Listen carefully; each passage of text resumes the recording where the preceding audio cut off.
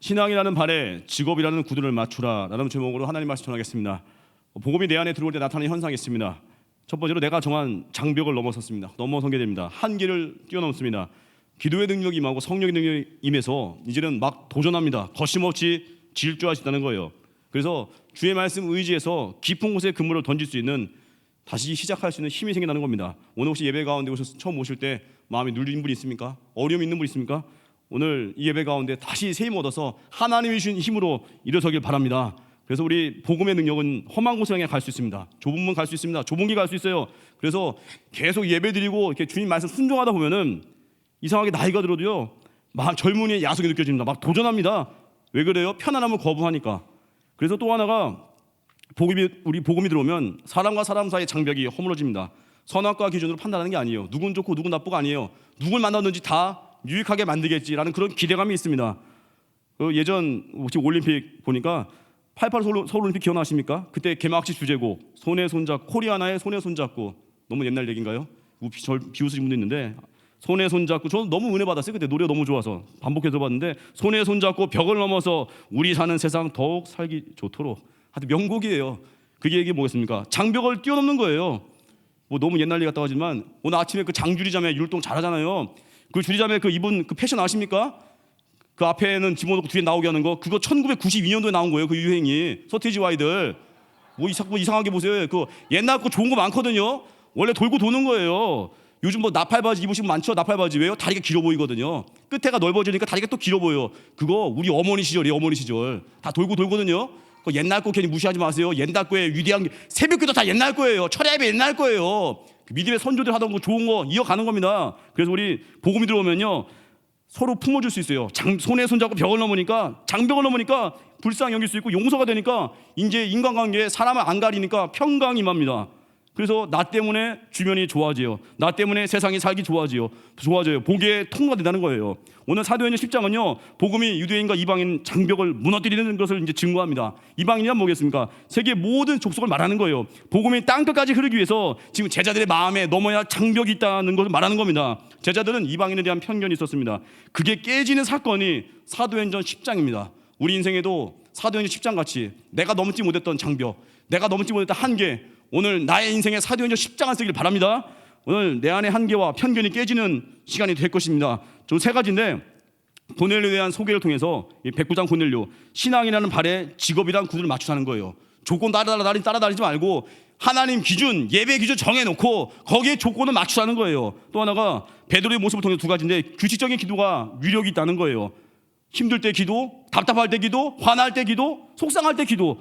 규칙적인 기도는 내 감정을 이긴다는 거예요. 세 번째가 우리 인생에 거듭남을 경험했다는 것은 내 눈이 달라지는 거예요. 내가 보는 시선, 편견이 다 깨지는 거예요. 차례대로 증거하겠습니다. 첫 번째가 고넬료의 모습 통해서 신앙이라는 발에 직업이란 구두를 맞추라, 그 메시지입니다. 오늘 1절과 2절 같이 읽겠습니다. 시작. 가이사랴에 고넬료라 하는 사람이 있으니 이달리아 부대라 하는 군대의 백부장이라.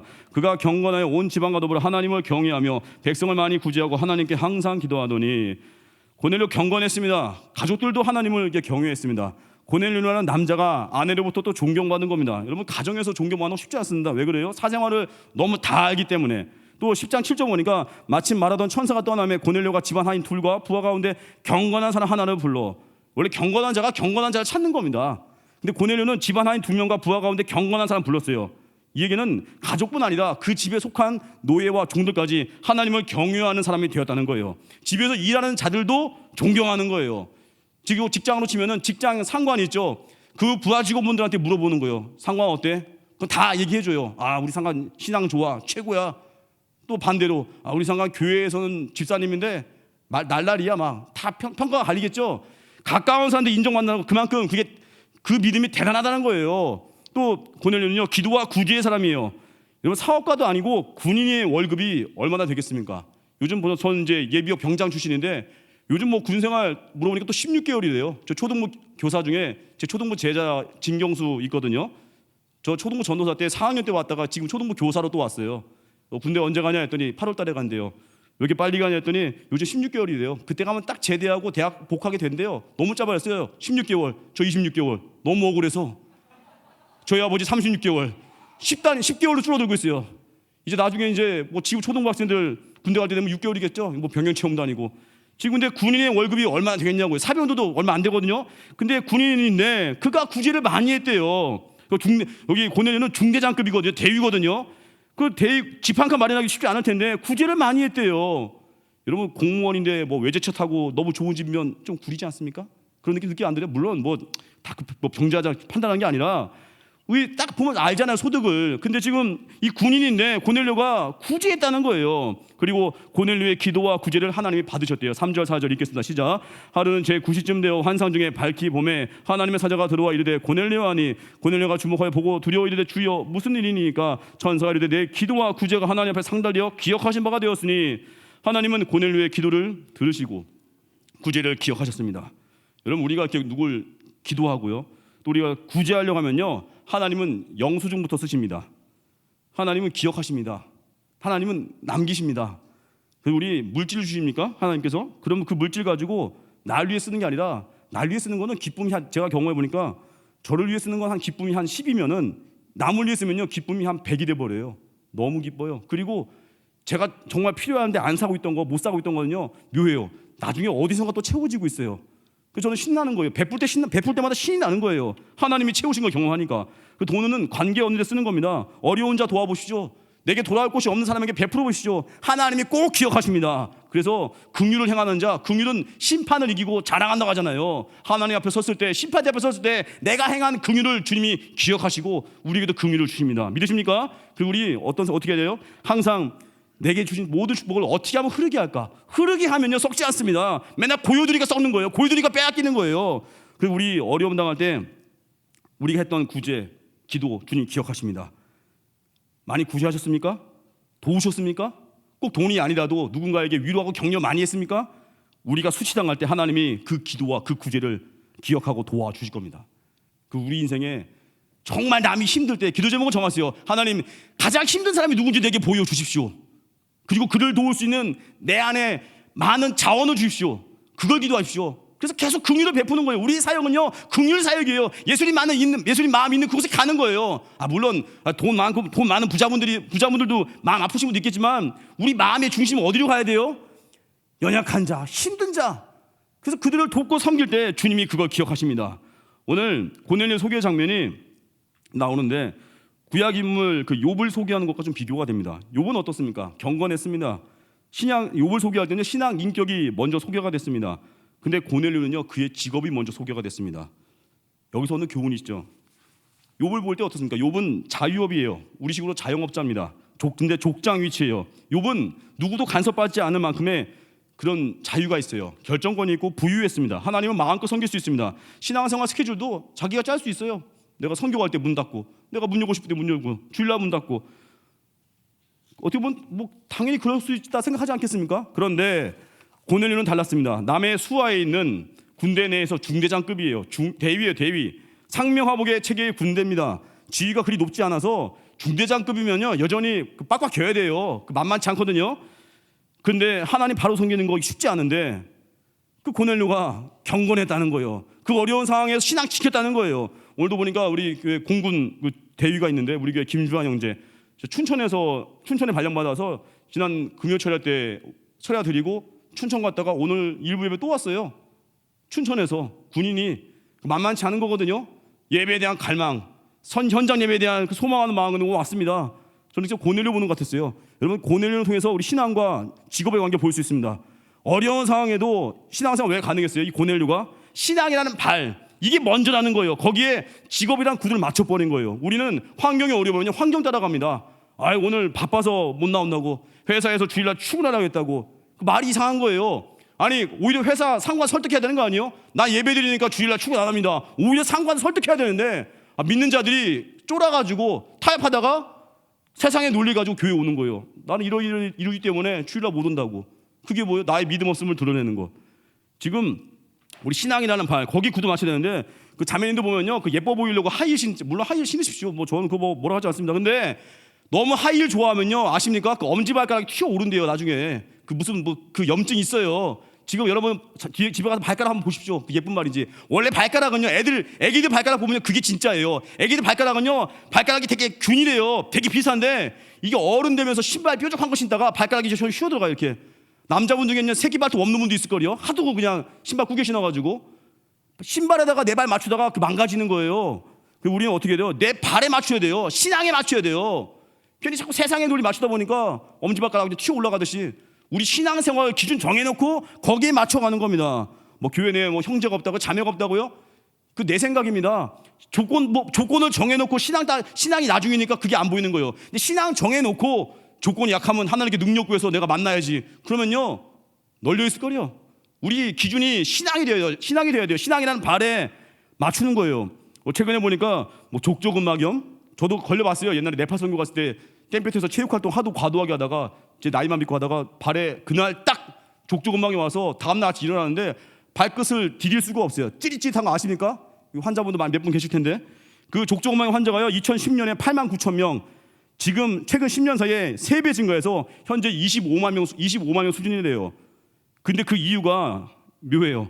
이유가 뭐냐면 건강에 대한 관심 때문에 그런 거래요. 건강에 대한 관심이 생겨서 등산 좋아하게 되고 조깅 좋아하고 또 배드민턴 막 좋아하다가 발을 과도하게 사용하다가 발이 좀 아파오는데 그걸 무시하고 발 통증을 오히려 훈장으로 여긴대요. 나 이만큼 운동했다고. 그러다가 나중에 족저근막염 팍 오니까 발바닥을 못 디디는 거예요. 찌릿찌릿하고. 우리는요 이런 육적인 부분들 다 이거는 다 적정 수준으로 해야 돼요. 왜 얼만큼 운동해야 돼요? 선교할 체력을 가질 만큼.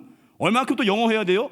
교수님 될 사람 아니면 적정 수준의 영어를 해야 돼요. 선교 가서 기본적인 대화할 만큼 적정하게 해야 되거든요. 어떤 걸 과도하게 돼요? 신앙생활을 과도하게 하는 신앙생활. 오늘 전에 되면 많이 오셨는데 예배를 과도하게 드려보는 거예요. 예배는요 부작용이 없습니다. 세상적인 건 과도하게 하면요 족저근막염도 온다니까요. 물론 전 자연치료가 됐어요. 1년 고생하다가 낫는 비법이 있는데 개인 연락하세요. 물론 제가 다 못하고 다 알려드릴게요. 제 방법은 알아서 하십시오. 아무튼 중요한 건 신앙에다 맞추는 거예요.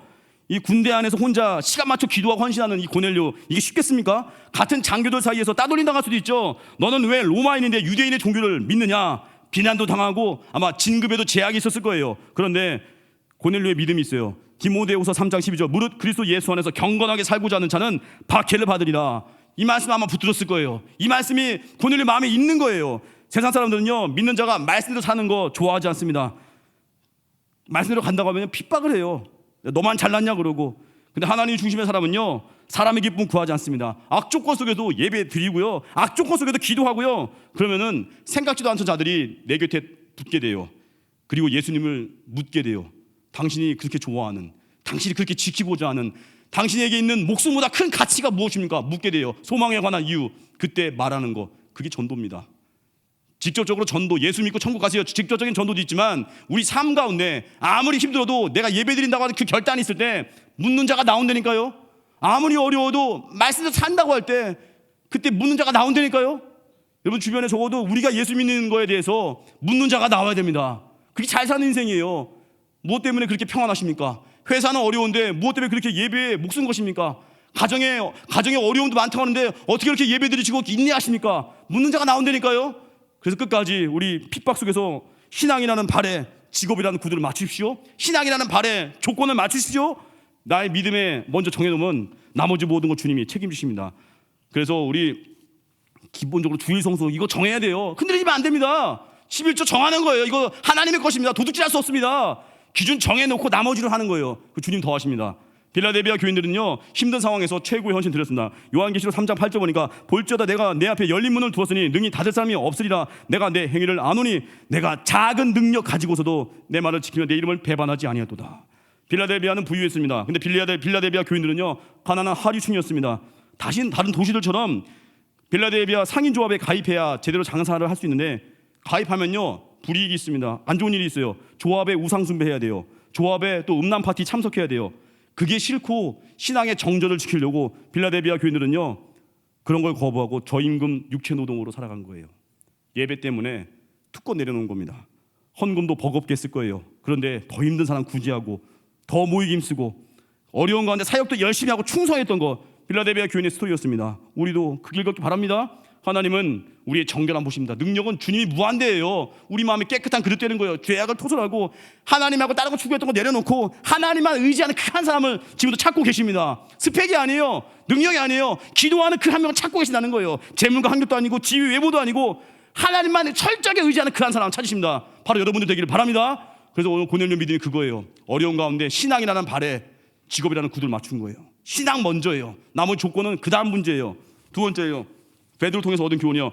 규칙적인 기도가 주는 위력이라는 거예요. 하나님은 베드로에게 환상을 보여주셨습니다. 9절, 10절 읽겠습니다. 시작. 이튿날 그들이 길을 가다가 그 성에 가까이 갔을 때 그때 베드로가 기도하려고 지붕에 올라가니 그 시각은 제6시더라. 그가 시장하여 먹고 잠에 사람들이 준비할 때 황홀한 중에 베드로가 제6시 정오에 기도하려고 지붕에 올라갔던 환상 가운데 눈앞에 죄송합니다. 이것도 제가 읽다가 지금 다 읽다가 지금 제 본문까지 설교 내용까지 읽어버렸는데 제가 정신이 없어요 지금. 예.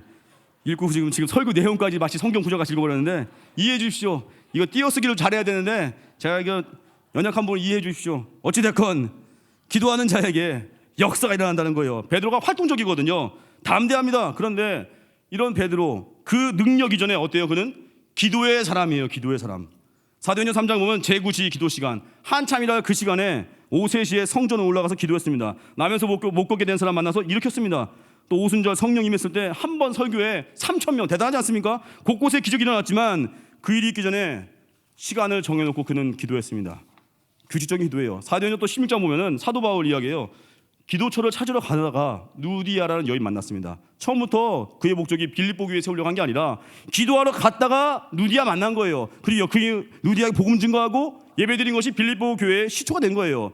여러분 이게 역사입니다. 이게 하나님의 인도하심이에요. 선한 목적을 위해서 내 안에 동기가 기도하러 가고 사람 살리러 가고 예배하러 가고 선교하러 가잖아요. 거기에 하나님 그걸 그냥 안 둡니다. 거기에 파생되는 부수적인 은혜가 있어요. 놀라운 은혜가 있다는 거예요. 그래서 여러분 우리 믿음의 배우자 또 사업 파트너 이렇게 만나야 돼요. 교회에서 헌신하다가 만나는 거예요. 가끔 보면 이렇게 다른 교회 사람 만나가지고 물론 만날 수도 있습니다. 그 묘해요. 근데 신앙의 칼라가 안 맞으니까 너무 힘들어요. 너무 힘들어요.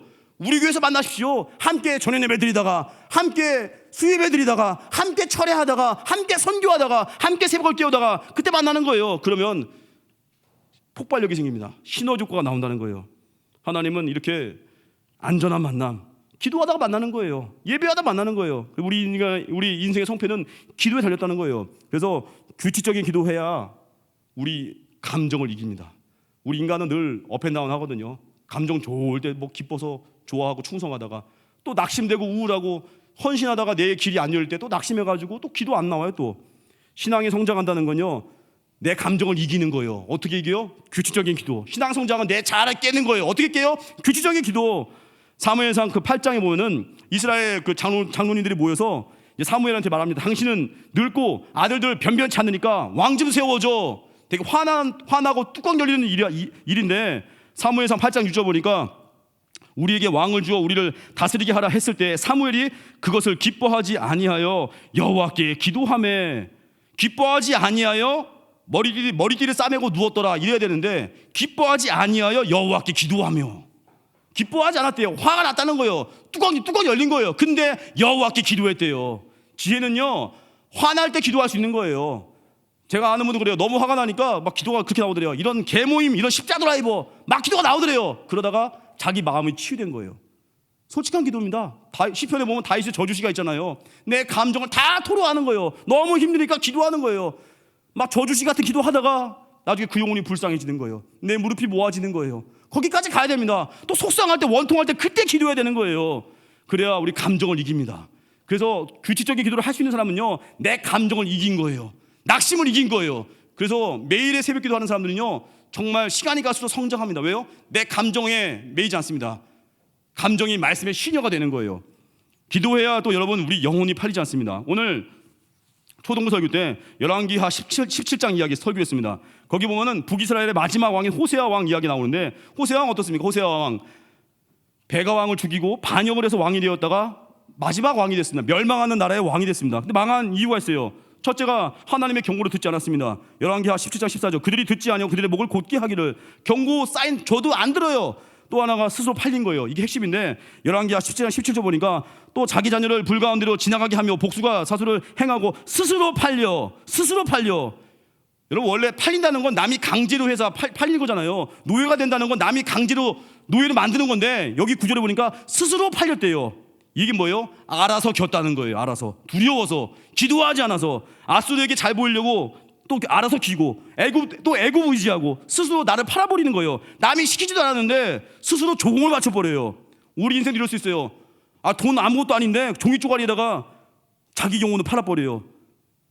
본신이여 나를 좀 받아달라고, 나의 하나님 되달라고, 또 그놈의 졸업장 따려고 그렇게 애를 써요. 졸업장님이시여 나를 좀 받아달라고 그러고, 그놈의 권력 얻으려고 몸부림을 쳐요. 권력님 저를 바칩니다. 제정신이 아니죠. 이제 코로나 잠잠해지고 앞으로 잠잠해지게 되면 그런 일이 있을 거예요.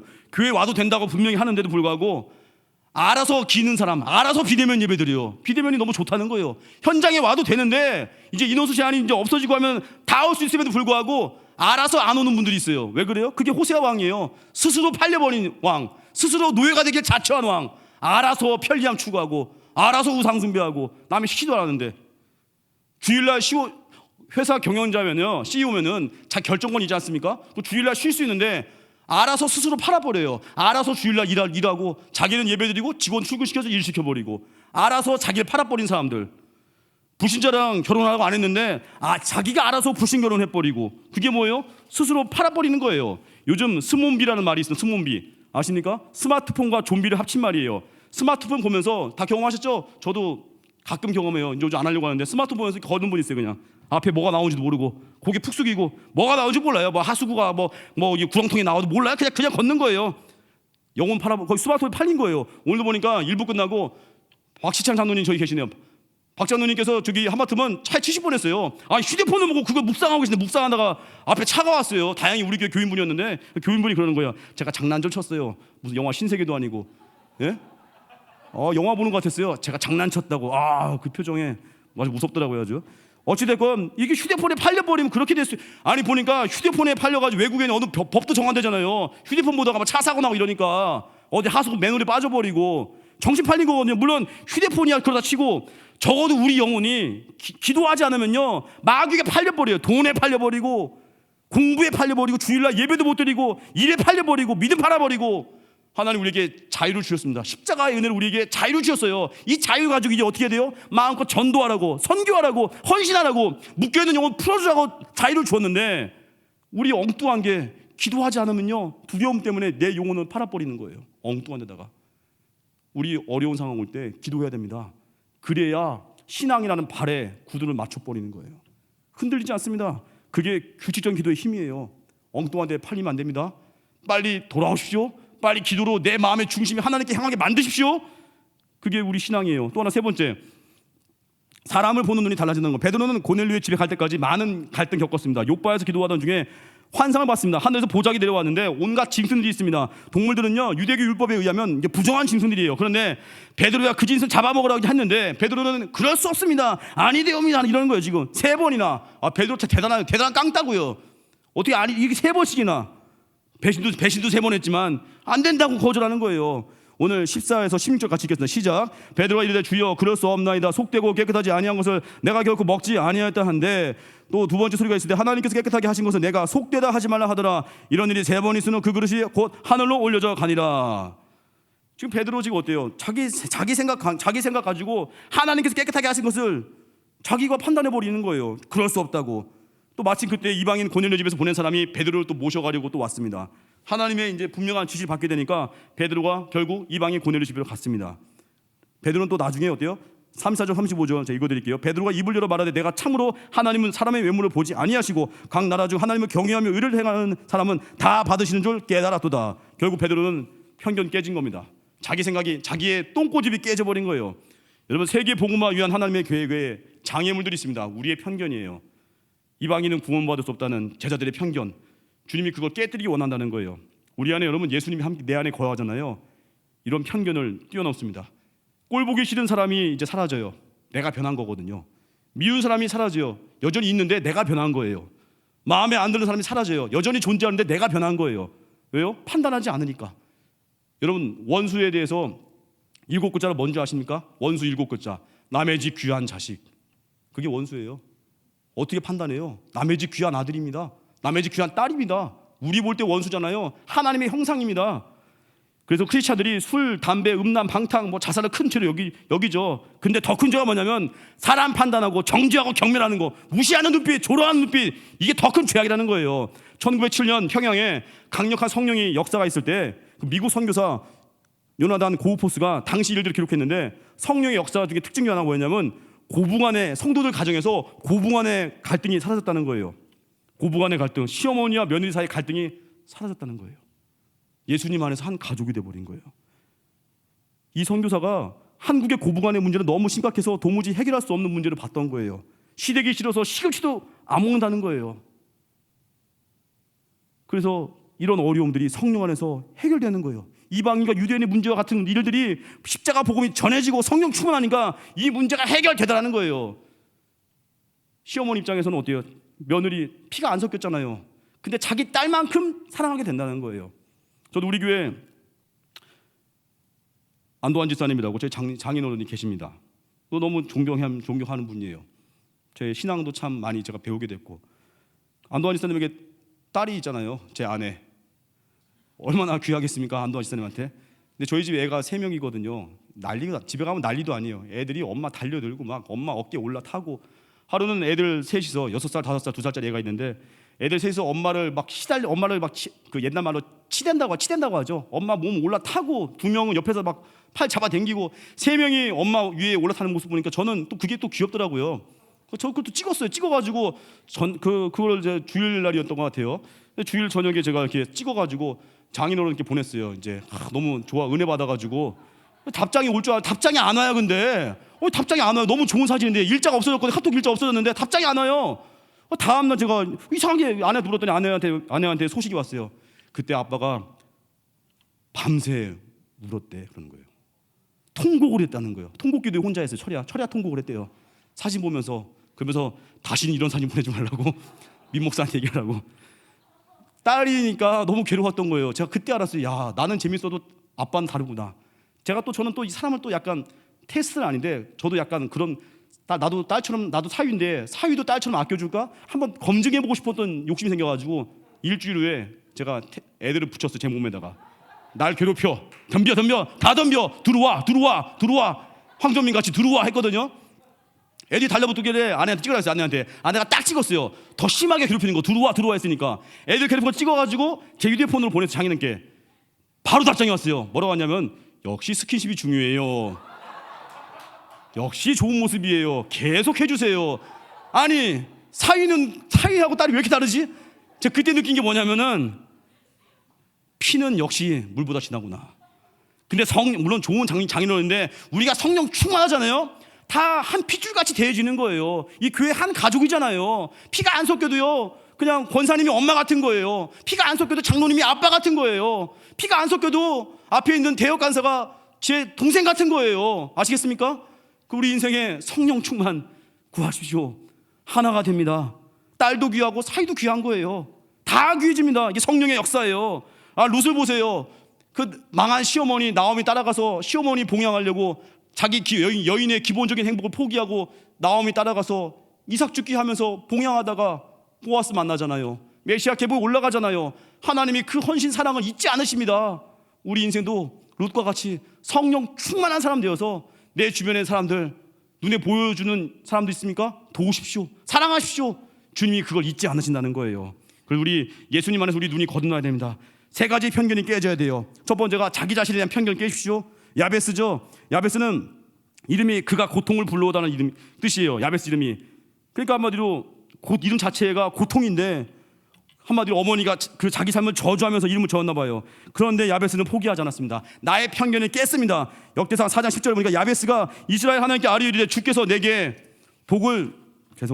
원고가 복을 주시려거든 나의 지역을 넓히시고 주의 손을 나를 도우사 나로 환난을 벗어나 내게 근심이 없게 하옵소서 하였더니 하나님이 그가 구하는 것을 허락하셨더라. 야베스는 상처 받은 거 아니겠습니까? 어차피 이름이 고통이에요. 상처 받으면 되게 이기적이 될 수 있거든요. 공간에 갇힐 수 있거든요. 그런데 야베스는요, 나는 감당하겠다. 나는 움츠러들지 않겠다. 나에 대한 편견을 깨부순 게 야베스였어요. 기도로 편견을 깨버린 거예요. 여러분들 중에 혹시 가정에 나는 아픔이 있습니다, 나 가정에 말할 수 없는 상처가 있습니다, 그런 분 있습니까? 괜찮습니다. 야베스 같이 영향력을 구하십시오. 야베스같이 멈추지 말고 담대히 구하십시오. 그럼 편견 깨지는 거예요. 두 번째, 일에 대한 편견 깨는 거예요. 우리는 좋은, 눈에 띄는 거 좋아하죠. 내가 하고 싶은 일 좋아하죠. 근데 여러분, 엘리야의 계승자 엘리사 보면요, 여러분 되게 부러워하죠. 뭐 갑절의 영감을 구했고 기적을 진짜 2배 행했고. 근데 엘리사에 대한 특이한 구절이 있습니다. 열왕기하 3장 11절 보니까 여호사밧이 이르되 우리가 여호와께 물을 만한 여호와의 선지자가 여기 없느냐 하는지라 이스라엘 왕의 신하들 중에 한 사람이 대답하여 이르되 전에 엘리야의 손에 물을 붓던 사밧의 아들 엘리사가 여기 있나이다 하니. 엘리야의 손에 물을 붓던 사밧의 아들 엘리사. 핵심이 뭐냐면 손에 물을 붓던 엘리사는요, 가장 화찮아 보이는 그 일을 한 거예요. 엘리야의 손에 물을 붓던 자. 이스라엘 더운 나라입니다. 밖에 나갔다 오면 온통 손과 발에 먼지 묻어버려요. 그러면 종들이 달려와서 대야에다 물 담아서 주인의 손을 씻기고 발을 씻기는 거예요. 엘리사가 그 일을 한 겁니다. 가장 하찮아 보이는 그 일, 영적이지 않아 보이는 그 일, 그게 하나님이 엘리사를 준비시킨 시간이었어요. 우리 인생에 하나님이 일 맡길 때 처음부터 좋은 거, 좋아하는 거, 눈에 띄는 거 안 맡깁니다. 왜요? 사랑하니까. 일단 바닥으로 기게 만들어요. 그리고 하기 싫은 것도 하게 해요. 그러면서 내가 깨지는 거예요. 그런 일 감당하다가 우리가 다 엘리사 되는 겁니다. 어제도 보면 토요일 날 눈에 안 띄게 와서 청소하시는 분들 엘리사예요, 엘리사. 우리 교회에서 이름 없이 빛도 없이 또 뭐 남녀 전도회, 뭐 권사회, 또 무슨 여기 뭐 안수집사회, 이름 없이 빛도 없이 섬기는 어르신들 다 한 명 한 명이 엘리사 같습니다. 왜요? 보이지 않는 그곳에 충성을 다하고 있거든요. 우리 하나님 앞에 맡겨진 그 일 충성하십시오. 그게 엘리사의 길입니다. 또 세 번째가 사람에 대한 편견이 깨지는 거예요. 베드로는 예루살렘에서 수천 명 산대로 사역했습니다. 빌립은 사마리아 사람 가운데 크게 성과냈습니다. 그런데 아나니아는 한 사람에게 보내졌습니다. 그가 누구예요? 사울. 나중에 바울이었습니다. 여러분, 우리에게 보내진 한 사람은 초라해 보이죠. 근데 그 한 명이 할 수 있는 능력이, 하나님이 능력 주시면 위대하다는 거예요. 일제강점기에 일본의 나가노라는 유명한 목사님이 계셨습니다. 맨날 집을 나갔나 봐요. 어딜 나가노 목사님인데 이분이 좋은 대학 나오고 탁월함을 겸비했습니다. 사명감도 있었습니다. 그런데 이분이 사명감이 있으니까 한 번도 교회가 들어가지 않은 지역에 가서 이제 복음을 증거하러 갔습니다. 이 나가노 목사님이 북해도의 아주 작은 마을에 텐트 치고 교회를 개척했습니다. 그 지역이 근데 너무 불교와 이방 종교가 강해서 전도가 잘 안 되더래요. 5년 동안 새 신자가 한 명도 없었다고 합니다. 근데 어느 날 한 청년이 천막하려고 들어왔어요. 만나봤어요. 이제 너무 기대했잖아요. 일꾼이 왔구나 했는데 폐병 환자였어요. 막 콜록콜록하고 막 피가 나오고, 야, 그렇게 5년 기다렸는데 왔는데 폐병 환자예요. 야, 이거 뭐야, 없이는 덮친경인가 처음에 실망했대요. 그런데 하나님이 보낸 사람이라고 생각하고 성실껏 돌봤습니다. 이 청년은요, 고유직이었던 아버지가 방탕하다가 기생에게서 낳은 아들이었습니다. 5살에 부모가 죽었습니다.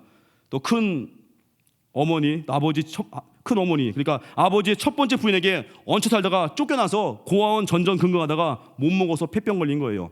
방황하다가 이제 마지막에 천막교에 온 겁니다. 근데 그 천막이 이 영혼에게는 하나님의 교회였습니다. 거기서 생전 처음 사랑을 받았다고 합니다. 부모 없이 살던 그에게 나가노 목사님이 아버지처럼 대해줬대요. 좋은 친구가 되어주었다고 합니다. 몸이 아프면 밤새워 간호해 주었다고 합니다. 예수님 말씀을 들려줬대요. 먼 훗날 일본 최고의 성자가 되었습니다. 이 사람이 하천풍원이에요. 아십니까? 최고의 성자가 됐습니다. 그리고 그 사람이요, 수많은 거지, 불황아, 문둥이, 시집자들과 함께 먹고 살았다고 합니다. 왜요? 은혜 받은 기억이 있어서. 어떤 환자는 또 치질로 변이 안 나왔는데 하천풍원이 꼬챙이로 막 변을 빼주고 안 되면 입으로 변을 빨아줬대요. 참 되게 더러운데 주변 사람들이 너무 지나치다고 했어요. 그때 그가 말했습니다. 나는 배운 대로 합니다. 우리 선생님은 나에게 그보다 더 큰 사랑을 보이셨습니다. 그는 내가 아플 때 한 잠도 안 자고 간호했습니다. 어떤 날은 내 속에서 나오는 피고름을 입으로 빨아주었습니다. 그 얘기를 하면서 간증하더래요. 그래서 나가노 목사님은요, 일생에 한 사람의 신자를 키웠는데 그 제자가 가는 곳마다 선생님을 자랑하고 나중에 나가노 목사님이 일본에서 가장 유명한 목사님이 되었다고 합니다. 편견 없이 사랑해 주니까 한 사람에 대한 가치를 본 거죠. 결론입니다. 우리 삶 속에서 신앙이라는 발에 구두란 직업, 신앙에다가 조건을 맞춰가는 겁니다. 예배가 먼저예요. 하나님이 먼저입니다. 나머지는 하나님이 거기에 맞춰서 공급하시고 그의 나라와 그의 의를 구할 때 모든 것 더하십니다. 그래서 우리 조건 싸움 하지 마시고 정결함을 구하십시오. 겸손하게 엎드리십시오. 하나님 한 분만 철저하게 의지하면, 하나님의 인정만 구하면 나머지 모든 거 온다는 거예요. 그리고 규칙적인 기도, 규칙적으로 기도해야 내 감정의 기복을 넘어섭니다. 조급할 때 기도하십시오. 화날 때 기도하십시오. 서운할 때 기도하십시오. 혹시 너무 답답하십니까? 당장 내일 새벽기도 나오십시오. 감정을 이기는 거예요. 세 번째, 편견 넘어서십시오. 나를 향한 편견 깨십시오. 야베스같이 고통 가운데 태어나도 영향을 구하시고, 일에 대한 편견을 깨십시오. 엘리사같이 어떤 하찮은 일도 위대하게 감당하십시오. 거기서 준비되는 거예요. 사람에 대한 편견을 깨십시오. 내게 보내준 그 한 사람을 사랑하십시오. 그가 바울 될 수 있습니다. 그런 은혜가 우리 가운데 임하기를 주님의 이름으로 축원합니다. 자리에서 일어나겠습니다. 이제 역전되리라 찬양하겠습니다.